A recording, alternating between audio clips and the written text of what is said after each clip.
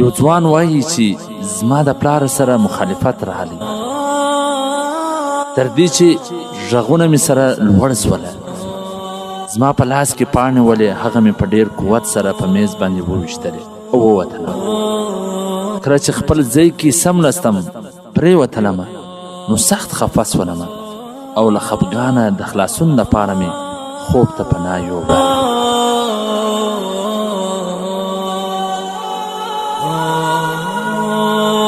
سبا چې کله مکتب کالج پوهنتون ته ولاړمه طبیعت مې له حده څه زیات خراب و. موبایل مې راویستی، پلار ته مې د هغه د خوشحاله کولو په نیت باندې یو میسج ولیکي. هغه ته مې ولیکله اورېدلې مې دي چې د انسان د پښې لاندنۍ برخه له لوړې حصې څخه پسته وي. تاسې ماته اجازت راکوئ چې زه په خپلو شونډو سره ستاسو په پښه باندې معلومه کړم چې آیا دا خبره رښتیا ده او که دروغ ده.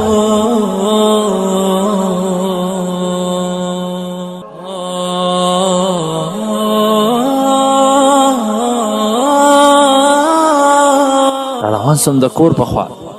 کله چې کور ته ورسېدلمه دروازه مې خلاصه کړله نو پلار مې زما په انتظار باندې ناست و او په مخ باندې اوښکې. نو راته وویله چې زما د پښو د مچولو اجازت نسته. کومه خبره چې تاسو یاده کړې وله هغه صحیح ده.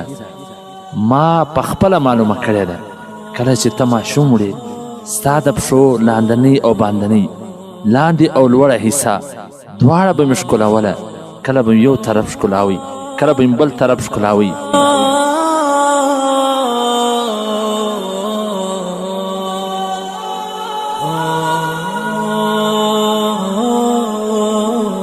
نو د پلار دا خبره چې کله ما واورېدله نو زما هم د سترګو څه اوښکې روانې سوې.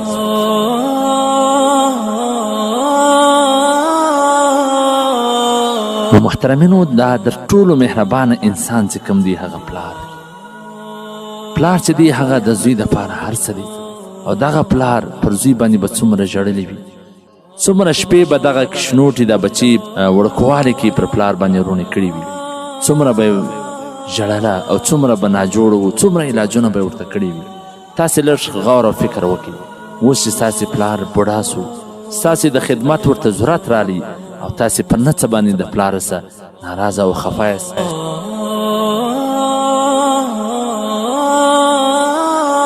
او بیا د پلار سره تکبر کوئ، د هغه څه د معافۍ دپاره نه ورځئ، د هغه څه د راضي کېدو دپاره د هغه لاسونه نه ښکلوئ. په کار خو دا د عزتمنو چې د پلار په معامله کې د تکبر څه کار وانخیستلی سي، د ضد څه کار وانخیستلی سي چې هر څومره د پلار غلطي وي، هر څومره پلار ملامت وي، د هغه باوجود پلار ته ورکړل. داسې کیسې ځان ته لټول، داسې خبرې ځان ته لټول چې هغه باندې پلار څنګه راضي سي. نو په کار دا د عزتمنو چې خپل پلار په ژوندونو کې راضي کړي، ځکه د پلار د مور د پلار د پښو لاندې جنت دی او جنت د مور و پلار په رضا کې تړلی دی. او که چیرې د چا څه په خوابدیا کې کړلی وي نو هغه ته پکار ده چې د خپلو مور و پلار دپاره بخششه د الله نه وغواړي، رحم وغواړي، مغفرت وغواړي. والسلام.